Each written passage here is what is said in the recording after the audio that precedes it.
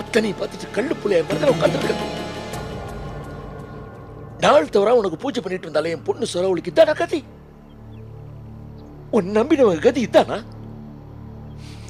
யாருக்கும் ஒரு பாவம் நினைக்காதவையா என் பொண்ணு. அவளுக்கு போய் இப்படி ஒரு கடைஞ்செடுத்து அழுகிரி ஜோடி சேர்த்து வச்சிருக்கிறீங்க.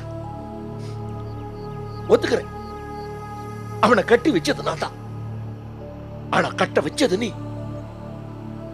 நான் ஒரு சாதாரண மனுஷன்யா. அவன் குணம் தெரியாம நல்லவன் நினைச்சு அவனை கட்டி வச்ச. ஆனா நீ எல்லாம் தெரிஞ்சு வந்தான அந்த அப்ராணி பொண்ணுக்கு இந்த அயோக்கியனை கட்டி வைக்கலாமா?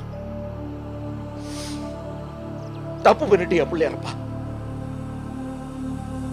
அவ எவ்வளவு நல்ல பொண்ணா இருந்தா இத்தனை மோசமான நரகத்தில் இருந்துகிட்டு அது வெளியில காட்டாம உதட்டல சிரிச்சுக்கிட்டு மாப்பிள்ள உன்னை எப்படிமா வச்சுட்டு கேட்டப்போ என் மேல உயிரைய வச்சுக்காது என்கிட்டயே போய் சொல்லிப்பா. அவளுக்கு இந்த மாதிரி இருக்குதியா தப்பு இல்ல. இந்த மாதிரி தெய்வ காரியத்துக்கு காரண காரியங்கள் கேட்க கூடாதுன்னு பெரியவங்க சொல்லி கொடுத்துருக்காங்க. அதனால இதோட விடுறேன். பிள்ளையாரையான உன்னை தட்டி கேட்கலையா? காலில் விழுந்து கெஞ்சி கேட்கிறியா? போதுமையா என் பொண்ணு சரவு இதுக்கு மேல சோதிக்காதியா. மிச்ச வாழ்க்கையாவும் சந்தோஷமா இருக்கட்டும்.